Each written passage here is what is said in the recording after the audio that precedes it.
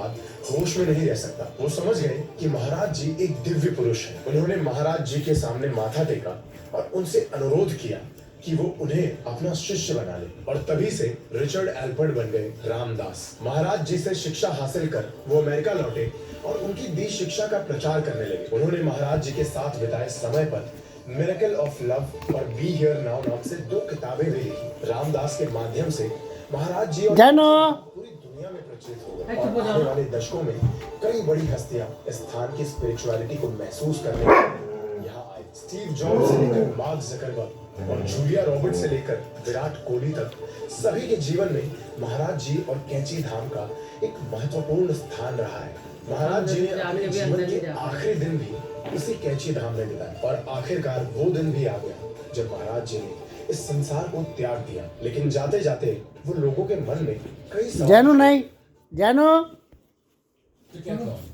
जानू था, चलो बेटा ले जा, पीछे करे पापा इधर तो बैठ इधर। Amazon Pay UPI and earn rewards every time.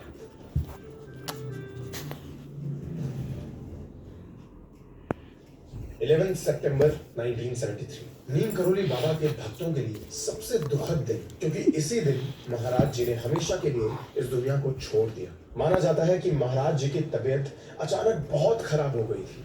उन्हें वृंदावन के एक हॉस्पिटल में शिफ्ट किया गया और वहां उनकी मृत्यु हो गई। लेकिन जब ये खबर लोगों में फैली तो ये चर्चा का विषय बन गई। हम जब भी संत महात्माओं की बात करते हैं तो हमने हमेशा सुना है कि वो अपनी मर्जी से समाधि लेकर अपने शरीर का त्याग करते हैं। तो नीम करोली बाबा जैसे महान संत की मृत्यु किसी बीमारी से कैसे हो सकती है?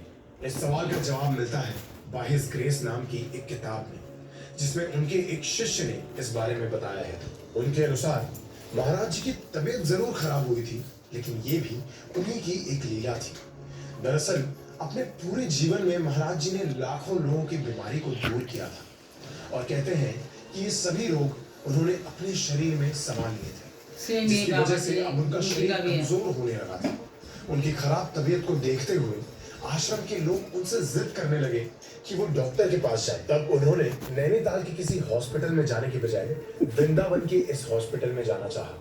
भक्तों का मानना है कि महाराज जी भगवान श्री कृष्ण की पावन भूमि में अपनी महासमाधि लेना चाहते थे। हॉस्पिटल में उनके पूरे शरीर की जांच की गई और सारी रिपोर्ट्स पूरी तरह से नॉर्मल थे। फिर भी 10 सितंबर को महाराज जी ने उनके साथ आए शिष्य से कहा कि वो अकेले रहना चाहते हैं और किसी को भी उनके कमरे में आने से मना किया जाए। यहाँ तक कि उन्होंने ऑक्सीजन मास्क लगाने से भी मना कर दिया। दूसरे दिन जब डॉक्टर उन्हें चेक करने आए तब महाराज जी की धड़कनें रुक चुकी थी। उन्हें मृत घोषित कर दिया गया और सारी ओर ये बात फैल गई कि उनकी मौत बीमारी से हुई। लेकिन उनके शिष्यों का मानना है कि महाराज जी ने अपनी इच्छा से अपने शरीर को त्याग कर समाधि ली थी। आज नीम करोली बाबा को अपना मानव शरीर 40 साल से भी ज्यादा समय बीत चुका है, लेकिन आज भी ऐसे कई किस्से हैं जहां आश्रम में मेडिटेट करते समय भक्तों ने महाराज जी को देखने का दावा किया है। उनका कहना है कि महाराज जी आज भी किसी न किसी रूप में अपने भक्तों के साथ ही रहते हैं। क्या आप कभी नीम करोली बाबा के आश्रम में गए हैं?